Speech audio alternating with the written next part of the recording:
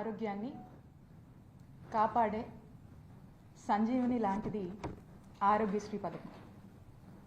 ఈ గొప్ప పథకాన్ని ఉద్దేశించి ఆ దివంగత మహానేత డాక్టర్ వైఎస్ రాజశేఖర రెడ్డి గారు ఈ ప్రోగ్రామ్ని లాంచ్ చేస్తూ ఈ ప్రోగ్రామ్ యొక్క ఉద్దేశాన్ని వారి మాటల్లో ఏమని చెప్తారంటే, నాకేదైనా ఒక అనారోగ్యం సమస్య వచ్చి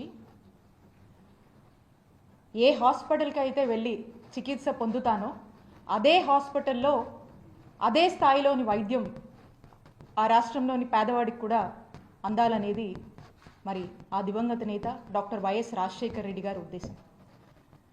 అంటే దీని యొక్క ముఖ్య ఉద్దేశం మనకేమర్థమవుతుంది? ఏదైతే ఒక కార్పొరేట్ స్థాయి వైద్యం ఉందో అది పేదవాడికి కూడా అందించడమే దీని యొక్క ప్రథమ లక్ష్యం అని చెప్పి మరి ఎంతో మానవత్వంతో ఈ యొక్క గొప్ప కార్యక్రమాన్ని మరి రూపొందించి ఆరోగ్యశ్రీ అని చెప్పి కొన్ని లక్షల మందిని వారి యొక్క ప్రాణాన్ని కాపాడినటువంటి కార్యక్రమమే ఈ ఆరోగ్యశ్రీ పథకం. ఈ ఆరోగ్యశ్రీ పథకం మనం చూసినట్టయితే ఇదొక వెల్ఫేర్ ప్రోగ్రాము, వెల్ఫేర్ స్కీమ్ లాగా మనం చూసే కంటే కూడా ఏదైనా ఒక వెల్ఫేర్ ప్రోగ్రామ్ అంటే దాని మానిటరింగ్ వాల్యూ చూస్తాం. కానీ ఈ ప్రోగ్రామ్ చూసినట్టయితే దీంతో ఇది ఒక మానిటరింగ్ వాల్యూతో పాటు ఒక ఎమోషనల్ వాల్యూ కూడా ఉన్నటువంటి, అంత శాంక్టిటీ ఉన్నటువంటి ప్రోగ్రామ్గా ఆరోగ్యశ్రీని చూడాల్సినటువంటి అవసరం ఉంది.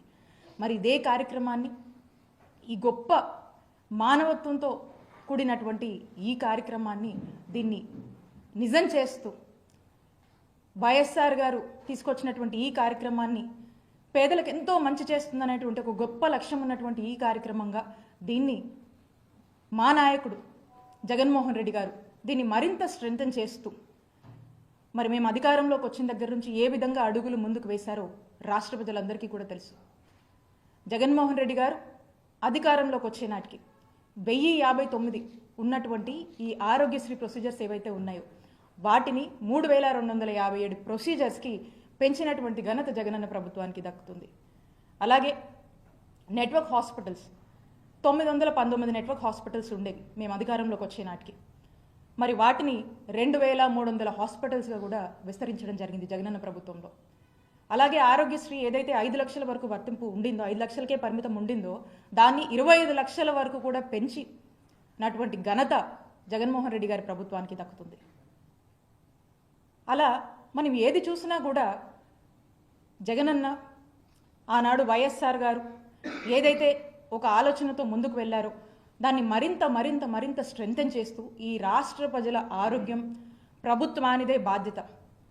ఈ రాష్ట్రంలో ఏ పేదవాడికైనా ఏదైనా ఒక అనారోగ్య సమస్య వచ్చినప్పుడు ఆ బాధ్యత, ఆ పూర్తి రెస్పాన్సిబిలిటీ ప్రభుత్వంగా మాది అని భావించి ఆ సమస్య తనదైనప్పుడు ఎలాంటి బాధ ఉంటుందో, తనదైనప్పుడు ఎంతటి రెస్పాన్సిబిలిటీ ఉంటుందో ఆ మొత్తం రెస్పాన్సిబిలిటీ కూడా జగన్మోహన్ రెడ్డి గారు తీసుకొని మరి ఏ ప్రొసీజర్ల కోసం జనం ఎక్కువగా హాస్పిటల్స్కి వస్తున్నారు, ఏం అడుగుతున్నారు, ఏమి మనం ఎక్కడ ఫోకస్ చేయాల్సి వస్తుందని పదే రివ్యూస్లో స్టడీ చేసుకొని ఇంకేమైనా యాడ్ చేయాలా, ఇంకేమైనా ప్రొసీజర్స్ పెంచాల్సినటువంటి అవసరం ఉందా అని చెప్పి పదే రివ్యూస్లో అడిగి తెలుసుకొని దాని మీద కొంత రీసెర్చ్ చేసుకొని కొంత డేటా గెయిన్ చేసుకొని మరి 3257 ప్రొసీజర్స్ వరకు కూడా పెంచి తీసుకెళ్ళి రాష్ట్ర ప్రభుత్వంలో ఎవ్వరికి కూడా ఏ పేదవాడికి కూడా ఎక్కడ ఆరోగ్య సమస్య వచ్చినా కూడా అది ఆరోగ్యశ్రీలో వాళ్ళకు ఉచితంగా వైద్య సేవలు అందేవి.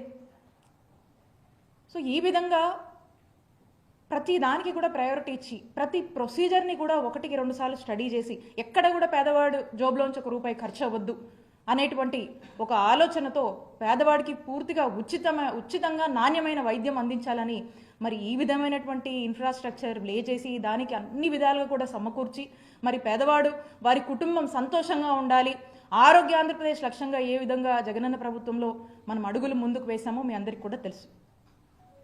మరి ఈ రోజున మనం చూస్తూ ఉన్నాము, ఈరోజు నెట్వర్క్ హాస్పిటల్స్, ఈ నెట్వర్క్ హాస్పిటల్స్కి కూటమి ప్రభుత్వం 3,000 కోట్లు ఈ నెట్వర్క్ హాస్పిటల్స్కి పెండింగ్ బిల్స్ ఉన్నాయి. ఇవి చెల్లించాల్సినటువంటి అవసరం, బాధ్యత చంద్రబాబు నాయుడు గారి నాయకత్వంలోని ఈ కుటుంబ ప్రభుత్వం మీద ఉంది. వీళ్ళు చెల్లించకుండా ఈ రోజున రాష్ట్రంలో పరిస్థితి చూస్తున్నారు. ఈ రోజున పరిస్థితి ఏంటి? నెట్వర్క్ హాస్పిటల్స్ అన్నీ కూడా వాళ్ళ సర్వీసెస్ని నిలిపివేశాయి. గత 5 ఏళ్ల జగనన్న ప్రభుత్వంలో మనం చూసాం, ఏ ఒక్కరోజు కూడా ఇలాంటి దుస్థితి రాలేదు. It really saddens. చాలా బాధేస్తుంది. ఈరోజు నెట్వర్క్ హాస్పిటల్స్ రాష్ట్రంలో వారి యొక్క సేవలు ఆపేశాయి అంటే, పేదవాడికి ఒక ఆరోగ్య సమస్య వస్తే ఎక్కడికి వెళ్ళాలి? ఎవరు చూసుకుంటారు? ఎవరిది బాధ్యత? ప్రభుత్వంగా మీది కాదా రెస్పాన్సిబిలిటీ? ఒక్కసారి రాష్ట్ర ప్రజలు ఒక్కసారి ఇది ఆలోచన చేయాలి. జగనన్న ప్రభుత్వంలో ఏవైతే మేము సేవలు ప్రజలకు ఎక్కడ ఎటువంటి ఇంటరప్షన్ లేకుండా వీలైనంత మెరుగ్గా అందించేందుకు ఎంతలా కృషి చేశామో మీ అందరికీ కూడా తెలుసు. కోవిడ్ లాంటి పాండమిక్ వచ్చి మన నెత్తిన పడితే ఒక్కసారి ఊహించుకోండి. మన రాష్ట్రంలో ఎక్కడ లేనటువంటి విధంగా ఈ నెట్వర్క్ హాస్పిటల్స్కి కావాల్సినంత సపోర్ట్ని అందించి, కోవిడ్ని కూడా ఆరోగ్యశ్రీ పరిధిలోకి చేర్చి, వాటికి సంబంధించి కూడా ఒక 10 రకాల ప్రొసీజర్స్ని మనం యాడ్ చేసాము మన ఆరోగ్యశ్రీ ప్రొసీజర్స్లో.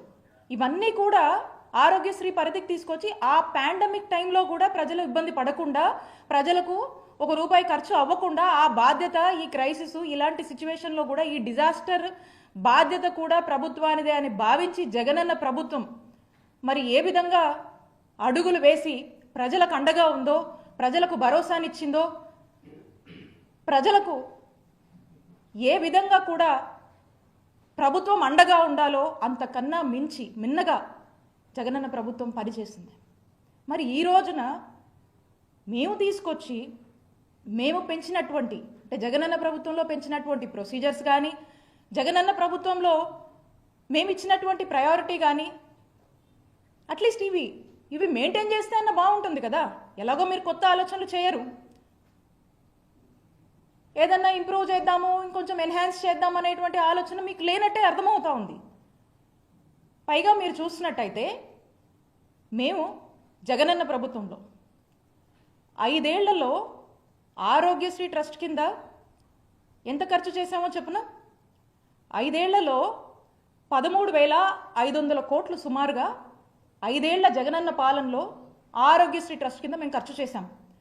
ఇదే 2014 నుంచి 2019 వరకు అప్పుడు చంద్రబాబు నాయుడు గారు ప్రభుత్వం, అప్పుడు 5,100 కోట్లు వీళ్ళు ఖర్చు చేసింది. అంటే చంద్రబాబు నాయుడు గారి హయాంలో 5 ఏళ్లకి 5,100 కోట్లు వీళ్ళు ఖర్చు చేస్తే, మేము 5 ఏళ్లలో జగనన్న ప్రభుత్వంలో సుమారు 13,500 కోట్లు మేము ఆరోగ్యశ్రీ ట్రస్ట్ కింద ఖర్చు చేశాము. అంటే ఒక్కసారి ఆలోచించండి, చంద్రబాబు నాయుడు గారి హయాంలో సగటున ప్రతి సంవత్సరానికి 1000 కోట్ల వరకు ఖర్చు చేస్తే, ఇదే మేము జగనన్న ప్రభుత్వంలో సుమారు 3,000 కోట్ల వరకు కూడా ప్రతి సంవత్సరం మేము ఖర్చు చేస్తూ వచ్చాం. ఇది పేద ప్రజల ఆరోగ్యాన్ని బాధ్యతగా భావించినటువంటి, మానవత్వం ఉన్నటువంటి ప్రభుత్వం జగనన్న ప్రభుత్వం ఖర్చు చేసినటువంటి విధానం. ఎందుకంటే మాకు పేద ప్రజల ఆరోగ్యం పట్ల పూర్తి బాధ్యత మాకుంది. ఈ రాష్ట్రంలో పేద ప్రజలకు ఏ సమస్య వచ్చినా వాళ్ళకి అది భారం కాకూడదు, అది ప్రభుత్వం బాధ్యత తీసుకొని వాళ్ళకి ఇచ్చినటువంటి భరోసాగా మేము తోడున్నాం. మరి ఈ రోజున చూస్తే ఏ దుస్థితిలో ఉంది. కాబట్టి నేను స్పష్టంగా వైఎస్ఆర్ కాంగ్రెస్ పార్టీ తరఫున కూటమి ప్రభుత్వాన్ని నేను డిమాండ్ చేస్తూ ఉన్నాను. ఏదైతే 3,000 కోట్ల పెండింగ్ బిల్లులకు సంబంధించినటువంటి బకాయిలు ఏవైతే ఉన్నాయో అవి ఇమీడియట్గా చెల్లించి ఈ నెట్వర్క్ హాస్పిటల్స్ అన్నింటినీ కూడా ఫంక్షనింగ్ తీసుకొచ్చి ప్రజలకు ఎటువంటి ఇంటరప్షన్ వైద్య సేవల్లో కలగకుండా చూసుకునేటువంటి బాధ్యత మీద మేము డిమాండ్ చేస్తూ ఉన్నాం. అలానే రీసెంట్గా కూటమి ప్రభుత్వం వాళ్ళు చెప్తా ఉన్నారు, ఈ ఫైనాన్షియల్ ఇయర్ కట ఏప్రిల్ 1 నుంచి ఏదో హైబ్రిడ్ ఇన్సూరెన్స్ మోడల్ని తీసుకొచ్చి అమలు చేస్తారంట. అమలు చేసేటువంటి ఆలోచనలో ఉన్నారని చెప్పి చెప్తా ఉన్నారు. ఆరోగ్యశ్రీ ట్రస్ట్లో ఆరోగ్యశ్రీ అనేది ఒక యూనివర్సల్ హెల్త్ కవరేజ్ స్కీమ్. ఇది మనం చూసినట్టయితే ఈ రాష్ట్రంలో 90% మంది కుటుంబాలకు ఆరోగ్యశ్రీ ట్రస్ట్ కింద ఈరోజు మనము సేవలు అందిస్తూ ఉన్నాము. 90% మంది కుటుంబాలు ఈరోజు బెనిఫిషరీస్గా ఉన్నారు.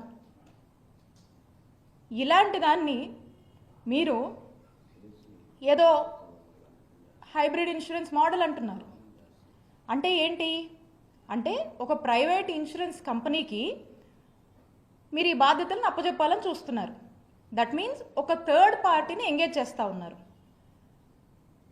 ఇదెక్కడిది అసలుకి? ఈరోజు ఏదైతే ఈ రాష్ట్ర ప్రజలు ఎంతో నమ్మకంతో మీకు ఓట్లేస్తే ఏ విధంగా వాళ్లకు మీరు వాళ్ళ మీద వేటు వేస్తున్నారు, ఎలా మీరు చేటు చేస్తున్నారో మీకు అర్థం కావట్లేదా?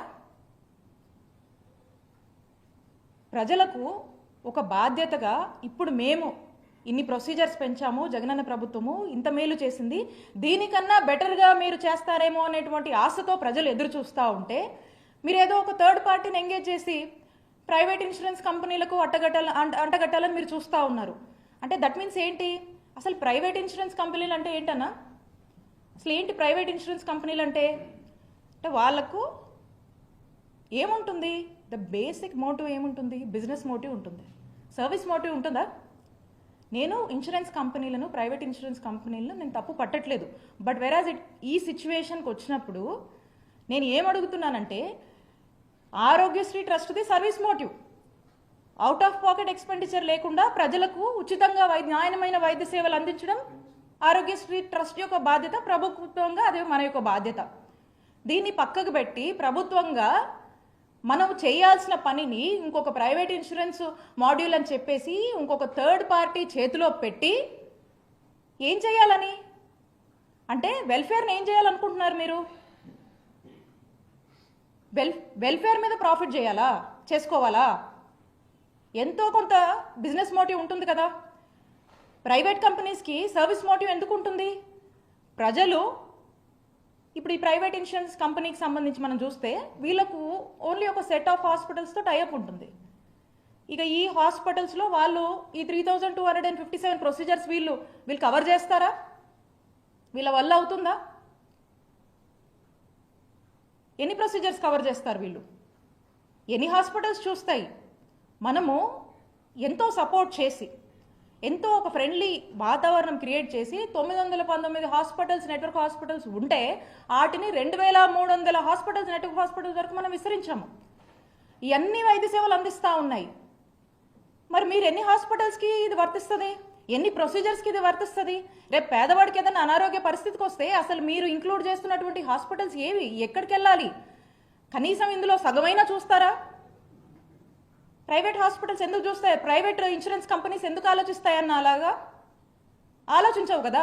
వాళ్ళు ఎంతసేపు కూడా ఇప్పుడు ఈ రోజున పరిస్థితి ఏంటంటే రాష్ట్రంలో ఒక పేదవాడికి ఏదైనా అనారోగ్య సమస్య వస్తే వాళ్ళు హాస్పిటల్కి వెళ్తే గనక ఫస్ట్ అతను అక్కడ ఆ హాస్పిటల్లో చూస్తారో లేదో తెలీదు. ఈ పర్టికులర్ వాళ్ళకి ఏదైతే అనారోగ్య పరిస్థితి ఉందో ఆ యొక్క డిజీజ్ కవరేజ్ అక్కడ ఉంటుందో లేదో కూడా మనకు తెలియదు. తర్వాత అతను అక్కడే ఆ పర్టికులర్ హాస్పిటల్లో అతను చూపించుకోవడానికి ఎలిజిబుల్ అవుతాడో లేదో కూడా మనకు తెలియదు కదా. ఎందుకంటే ఈ ప్రైవేట్ ఇన్సూరెన్స్ కంపెనీస్ వచ్చేసరికి ఏం చేస్తాయి? అనేక రకాల క్రైటీరియా 100 పేపర్లు ఉంటాయి. ఈ క్రైటీరియా, ఆ క్రైటీరియా మీరు ఎందులో ఫిట్ అవుతారు, ఫిట్ అవ్వరు, ఇది అది అని చెప్పేసి ఒక ఎంబరాస్మెంట్కి, ఒక కన్ఫ్యూజన్కి, ఒక ఆందోళనకి రాష్ట్ర ప్రజల్ని గురి చేసేటువంటి పరిస్థితులే మనకు కనపడతా ఉన్నాయి. కాబట్టి పేదవాడి ఆరోగ్యం పట్ల పూర్తిగా కూడా నిర్లక్ష్యం అనేది స్పష్టంగా కూటమి ప్రభుత్వం వచ్చాక మనకు అర్థమవుతా ఉంది. ఇప్పుడు వారి మాటల్లో స్పష్టమవుతా ఉంది. అంటే రేపు ఈ పేదవాడి పరిస్థితి ఏంటి? ఎక్కడికి వెళ్ళాలి? ఎవరు బాధ్యత తీసుకుంటారు? ఆనాడు వైఎస్ రాజశేఖర రెడ్డి గారు రాష్ట్రంలో ఉన్నటువంటి ప్రతి ఒక్కరిలో నాకేదన్నా అయితే మా ప్రభుత్వం ఉంది, మా ప్రభుత్వము నాకేదన్నా అనారోగ్యం వస్తే ఆరోగ్యశ్రీ కింద నాకు భరోసానిస్తుంది, నా కుటుంబ సభ్యులకు ఏదైనా అయితే ఆరోగ్యశ్రీ కింద భరోసానిచ్చి మేము ఉచితంగా వైద్యము చేసుకునేటువంటి అవకాశం మా ప్రభుత్వం కల్పిస్తుందనేటువంటి గుండె ధైర్యంతో పేదవాడు ఒక భరోసాతో ఉంటాడు. ఏదైతే ఆ భరోసా ఉందో దాన్ని బ్రేక్ చేస్తుంది ఈ కూటమి ప్రభుత్వం. ఈ రోజున ఆ కాన్ఫిడెన్స్ని కోల్పోతున్నారు ప్రజలు. ఈ విధంగా వీరు చేస్తున్నటువంటి ఆలోచనకి పూర్తిగా వైఎస్ఆర్ కాంగ్రెస్ పార్టీ అగేన్స్ట్గా ఉందని తెలియజేస్తున్నాం. We're against the private insurance hybrid model what you are looking at. మేము డిమాండ్ చేస్తూ ఉన్నాము, ఆరోగ్యశ్రీ ట్రస్ట్ కింద ఏదైతే 90% మంది కుటుంబాలని ఈ రాష్ట్రంలో కవర్ చేస్తూ అవుట్ ఆఫ్ పాకెట్ ఎక్స్పెండిచర్ లేకుండా పేదవాడు సంతోషంగా ఈ రోజున హాస్పిటల్కి వెళ్ళి ఎక్కడంటే అక్కడ ఉచితంగా వైద్య సేవలు అందుకునేటువంటి పరిస్థితుల్లోంచి ఇలాంటి ఊబిలోకి మీరు ఒక థర్డ్ పార్టీ ఎంగేజ్మెంట్ పెట్టుకొని అక్కడికి మీరు నెట్టేయడము, వాళ్ళకి ఎటువంటి భరోసాని కల్పించకుండా మరి ఈరోజు ఇలాంటి పరిస్థితుల్లో రాష్ట్ర ప్రజలను మీరు మిగిల్చమనే దానికి వీఆర్ టోటలీ అగేన్స్ట్. అలాగే ఆరోగ్య ఆసరా మీకు తెలిసింది ఒక గొప్ప కార్యక్రమం. అంటే ఒక రోగి సర్జరీ అయ్యి కోలుకునే సమయం ఏదైతే ఉంటుందో రికవరీ పీరియడ్లో ఆ యొక్క డాక్టర్ రికమెండేషన్ మేరకు తను ఆ రికవరీ టైంలో వేజ్ లాస్ అవుతుంది కాబట్టి పర్ డే 225 రూపాయల నుంచి గరిష్టంగా 5,000 రూపాయల వరకు కూడా ఆరోగ్య ఆసరా అనే పేరుతో ఫినాన్షియల్ అసిస్టెన్స్ మనం ఇస్తుంటాం. ఈరోజు దాని ఊసే లేదు. నోబడీ ఈజ్ గెటింగ్, ఎక్కడ లేదు దాని ప్రస్తావన. సో టోటల్గా కూడా ఆరోగ్యశ్రీ ట్రస్ట్ నిర్వీర్యం చేసేటువంటి కార్యక్రమం ఏంటండి ఇన్సూరెన్స్ మోడల్ అసలుకి. ఈ రోజున ఆరోగ్యశ్రీని ఆనాడు వైఎస్ఆర్ గారు మొదలుపెట్టిన దగ్గర నుంచి జగన్మోహన్ రెడ్డి గారి ప్రభుత్వం వరకు మీరు చూసినట్టయితే ఆరోగ్యశ్రీ ట్రస్ట్ని ఎంత ఒక ముఖ్యమంత్రి ఎంత స్ట్రెంగ్తన్ చేయగలుగుతాడో అంతలా ఆరోగ్యశ్రీ ట్రస్ట్ని స్ట్రెంగ్తన్ చేసినటువంటి ఏకైక ప్రభుత్వం జగనన్న ప్రభుత్వం అని ఎప్పటికీ ఎవరిని అడిగినా కూడా ప్రతి పేదవాడు కూడా చెప్పేటువంటి భరోసాని నమ్మకాన్ని జగనన్న ప్రభుత్వం కలిగించింది. ఈరోజు మనకు ఆరోగ్యశ్రీ ట్రస్ట్ కింద ఎంతోమంది ఎంప్లాయీస్ పనిచేస్తూ ఉన్నారు. కాల్ సెంటర్స్ పనిచేస్తున్నాయి, ఎమర్జెన్సీ కాల్ సెంటర్స్ పనిచేస్తున్నాయి, అండ్ ఎస్పెషల్లీ ప్రెగ్నెంట్ ఉమెన్కి సపోర్ట్ సిస్టమ్కి పనిచేస్తూ ఉన్నాయి. ఏదన్నా ఏ హాస్పిటల్కి వెళ్ళాలని ఈ రోజున ఎవరు ఫోన్ చేసినా కూడా మీరు ఎక్కడ ఉంటారు పలానా హాస్పిటల్కి వెళ్ళాలని రౌట్ చేసే సిస్టమ్స్ని ఈరోజు పనిచేస్తున్నాయి మన దగ్గర. అలాగే ఈ అన్ని సిస్టమ్స్ మనం పెట్టినటువంటి సిస్టమ్స్ని మెయింటైన్ అండ్ మానిటర్ చేస్తున్నాం. మళ్ళీ ఇవి సరిగా పనిచేస్తున్నాయి మనమే ఒక క్రాస్ చెక్ మెకానిజం పెట్టుకొని ఇవి బాగానే ఫంక్షన్ అవుతున్నాయా, బాగానే పనిచేస్తున్నాయా, ప్రజలకి సరైన టైంలోనే అన్నీ మనము అందించగలుగుతున్నామా, అంబులెన్స్లు కరెక్ట్గానే వెళ్తున్నాయా, ఏ హాస్పిటల్కి వెళ్తున్నారో అవన్నీ కూడా మనం ప్రాపర్గా ఒక గైడెన్స్ ఇచ్చి రౌట్ చేస్తూ దీన్ని మనమే మానిటర్ చేసుకుంటున్నాము. ఇంత పెద్ద వ్యవస్థని, ఇన్ఫ్రాస్ట్రక్చర్ ఫెసిలిటీస్ని, ఇంత పెద్ద మెకానిజంని మనం క్రియేట్ చేసి దీన్ని స్ట్రెంగ్తన్ చేస్తూ ప్రజల్లో ఒక భరోసా కల్పిస్తూ మనం వైద్య సేవలు అందిస్తుంటే ఇంత సిస్టమ్ని కాదని, ఇంత మెకానిజంని, ఇన్ని ఇన్ఫ్రాస్ట్రక్చర్ ఫెసిలిటీస్ మన దగ్గర ఉండగా కూడా దీన్ని ఒక అసైడ్ పక్కన పెట్టి ఈరోజు హైబ్రిడ్ మోడల్ అని చెప్పేసి, ప్రైవేట్ ఇన్సూరెన్స్ మోడల్ అని చెప్పేసి ఎందుకు వాళ్ళ వైపు చూస్తున్నారు? అంత అవసరం ఏమొచ్చింది అంటే బేసికల్గా మనము ఈ బాధ్యత నుంచి తప్పుకుంటున్నాము. We are not responsible to the public అనే కదా మీరు మెసేజ్ ఇస్తున్నారు. ప్రజల ఆరోగ్యం మా బాధ్యత కాదు, మేము ఓ ప్రైవేట్ ఇన్సూరెన్స్ కంపెనీకి అప్పచెప్పాము, ఇక వాళ్ళు చూసుకుంటారనేది కదా మీరు ఇస్తున్నటువంటి మెసేజ్, అంతే కదా? ఇది ఎంతవరకు కరెక్ట్ అని కూటమి ప్రభుత్వాన్ని మేము ప్రశ్నిస్తున్నాం. ఈ ఇన్సూరెన్స్ మోడల్ గురించి చూసుకుందాము. మనం చూస్తూ ఉన్నాము కొన్ని స్టేట్స్ నిజంగానే ఈ ఇన్సూరెన్స్ మోడల్ మహారాష్ట్ర, కేరళ వాళ్ళు ట్రై చేసి ఏం చేసాయి, చివరికి క్యాన్సిల్ చేసుకుని మళ్ళీ ట్రస్ట్ మోడల్కే వచ్చి ట్రస్ట్ పద్ధతిలోనే మళ్ళీ ఇప్పుడు వైద్య సేవలు అందిస్తున్నారు. వర్కౌట్ అవ్వలే. This private insurance model is the failure model. దీన్ని కొన్ని స్టేట్స్ ఇంప్లిమెంట్ చేసుకొని క్యాన్సిల్ చేసాయి, ఇది వర్కౌట్ అవ్వట్లేదని. అలాంటిది ఒక చక్కటి, అసలు మనమే ఇతర రాష్ట్రాలకు ఆదర్శంగా, దేశానికే ఆదర్శంగా ఉన్నటువంటి ప్రోగ్రాం మనది ఆరోగ్యశ్రీ పథకం. 2007లో ఈ ప్రోగ్రాం మనం ఇనిషియేట్ చేసినప్పుడు వైఎస్ఆర్ గారు దేశానికే ఎంతో ఆదర్శంగా మనం నిలిచాం, ఇన్స్పైర్ చేశాం. మరి అలాంటి ఒక గొప్ప ప్రోగ్రామ్ని మనం ఈరోజు కాదనుకొని దీని మీద ఫోకస్ చేయకుండా దీన్ని వీలైతే ఇంకొంచెం స్ట్రెంగ్తన్ చేద్దామనేటువంటి ఆలోచన నుంచి వైదొలిగి ఈ రోజున ఇంకో పద్ధతిలో ఇంకో థర్డ్ పార్టీ ఎంగేజ్మెంట్స్కి అప్పజెప్పి ఒక ప్రైవేట్ ఇన్సూరెన్స్ వాళ్ళకి అప్పజెప్పి ఒక బిజినెస్ మోటోని మనం ఎంకరేజ్ చేస్తూ వాళ్ళకు ఓవర్ హెడ్స్ ఉంటాయి కదా, ఎంత కాదన్నా వాళ్ళకు ఓవర్ హెడ్స్ ఉంటాయి కదా, మరి ఆ ఓవర్ హెడ్స్కి ఎంతో అంత ఖర్చు అవుతుంది కదా, ఎంతో కొంత బిజినెస్ మోడల్లో వాళ్ళు రన్ చేసుకోవాలి కదా. అదేదో మనం మన ప్రజల మీద మన పేద ప్రజల మీద మనం ఇన్వెస్ట్ చేద్దామనేది కాకుండా మరి వాళ్ళను ఈరోజు వాళ్లకు ఈ విధమైనటువంటి బిజినెస్ మోటివ్ ఉన్నటువంటి దాన్ని మనం ఎంకరేజ్ చేయడం అనేది ఎంతవరకు కరెక్ట్ అనేది ఈ కూటమి ప్రభుత్వాన్ని నేను ప్రశ్నిస్తున్నాను. కాబట్టి నేను స్పష్టంగా తెలియజేస్తూ ఉన్నాము. నెట్వర్క్ హాస్పిటల్కి సంబంధించి ఏదైతే పెండింగ్ బకాయిలు 3,000 కోట్లు ఉన్నాయో ఇమీడియట్గా చెల్లించి వాటిని ఫంక్షనింగ్లోకి తీసుకురావాలి అని చెప్పి వైఎస్ఆర్ కాంగ్రెస్ పార్టీ డిమాండ్ చేస్తూ ఉంది. అలాగే ఏదైతే మీరు ప్రైవేట్ ఇన్సూరెన్స్ మోడల్ అని ఆలోచనలు చేస్తూ ఉన్నారో we're against, YSR Congress party is against this module అని తెలియజేసుకుంటూ యాజ్ ఇట్ ఈస్గా ఏదైతే ఆరోగ్యశ్రీ ట్రస్ట్ని మేము ఏ విధంగా చేశామో దాన్ని ఆ విధంగానే కంటిన్యూ చేయడం వల్ల ప్రజలకు మేలు జరుగుతుంది అనేటువంటి ఒక భావాన్ని మీకు స్పష్టంగా తెలియజేస్తున్నాము. అలాగే ప్రజలకు ఏదన్నా ఇబ్బంది వచ్చి ఇలాంటి పరిస్థితుల వల్ల ప్రజలు ఇబ్బంది పడితే ఖచ్చితంగా వారి పక్షాన మేము నిలబడి వైఎస్ఆర్ కాంగ్రెస్ పార్టీ పోరాడుతుందని తెలియజేస్తున్నాం.